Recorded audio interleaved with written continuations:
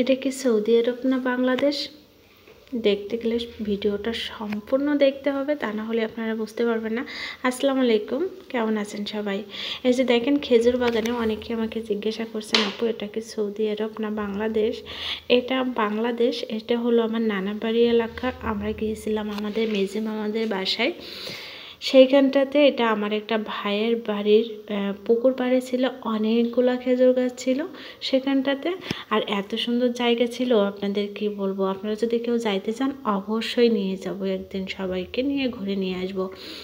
তারপরে আমরা ওখান থেকে ঘোরাঘুরি, অনেক এনজয়, অনেক আনন্দ, সব কিছু কমপ্লিট করে বাসায় এসে দেখি অনেকগুলো বাজার নিয়ে আসছে। তো বাজারটা রেখে সবাই চলে গিয়েছিল। আর আমি বাসায় আসার পরে ফ্রেশ হওয়ার পরে এখন এক এক করে বাজারগুলো সব উঠাই নিয়েছি, যেহেতু অনেকগুলো বাজার ছিল। আলু নিয়ে আসছে, বেগুন নিয়ে আসছে। আর বেগুনটা না আমার একটুও পছন্দ না, কেন জানি বেগুনটা আমি একটুও ভালো লাগে না আমার কাছে। তবে হ্যাঁ, আলুটা কিন্তু খুবই ভালো লাগে।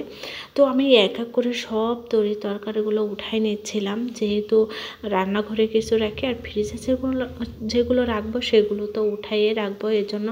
তো আলুগুলো কিন্তু অনেক আলু নিয়ে আসছে, সেই আলুগুলো কিন্তু আমি সব উঠাই নিচ্ছি সুন্দর মতো। নিচে পেঁয়াজ রাখিয়ে উপরে বিভিন্ন রকমের তরকারি আর কি, যেগুলো বাইরে রাখলে হয় সেইগুলো কিন্তু আমি রেখে দেই।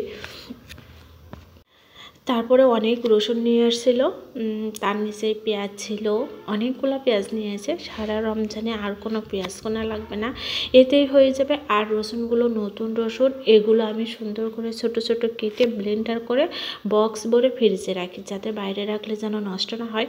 আর রমজান মাসে তো একটু লাগে, এই জন্য সেই মুহূর্তেই আমি সব কিছু কমপ্লিট করে ফ্রিজে রাখলে যাতে আমার কাজে সুবিধা হয়, এই আর কি। তো আলুগুলো দেখেন 3-4 কেজি আলু হবে মনে হয়, কিন্তু আলুগুলো মানে র্যাকে ধরতেছিল না।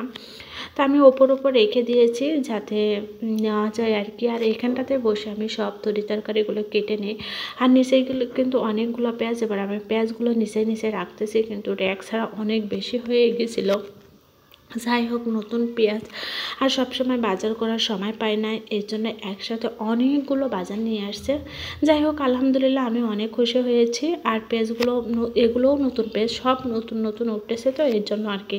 তবে হ্যাঁ, নতুন পেঁয়াজ কিন্তু বেশি দিন থাকে না, এগুলো কিন্তু নষ্ট হয়ে যায়। শুকনা যেগুলো পেঁয়াজ আছে না, আমাদের এলাকায় আমরা বলি ছাসি পেঁয়াজ, ওইগুলো কিন্তু আসলেই ভালো লাগে।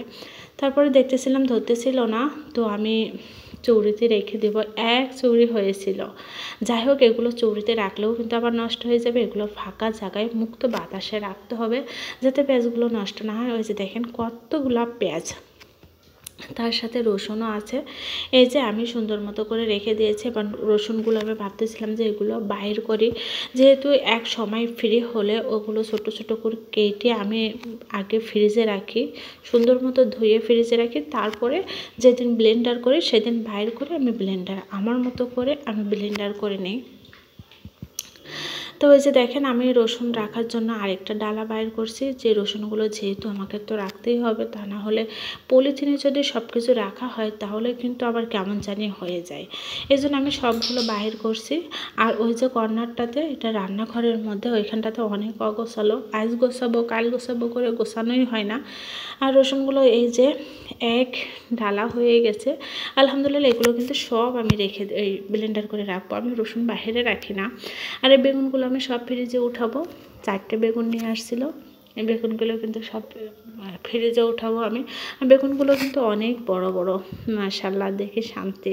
তার সাথে কাঁচামরিচ ছিল, যেগুলো ফ্রিজে ওঠানোর মতো, সেগুলো আমি একটুও রাখি না। টমেটো ছিল, আর এই সময়টা টমেটোর যে ঘাটাটা আমার কাছে খুব ভালো লাগে। আপনারা কে কী পছন্দ করেন আমি জানি না, তবে আমার কাছে ভালো লাগে। তো ফ্রিজে যেগুলো নিয়ে যাব সেগুলো আমি সুন্দর মতো ফ্রিজে নর্মালে রেখে দিচ্ছি। এই যে দেখেন সবটাই আমি ফ্রিজে রেখে দিয়েছি।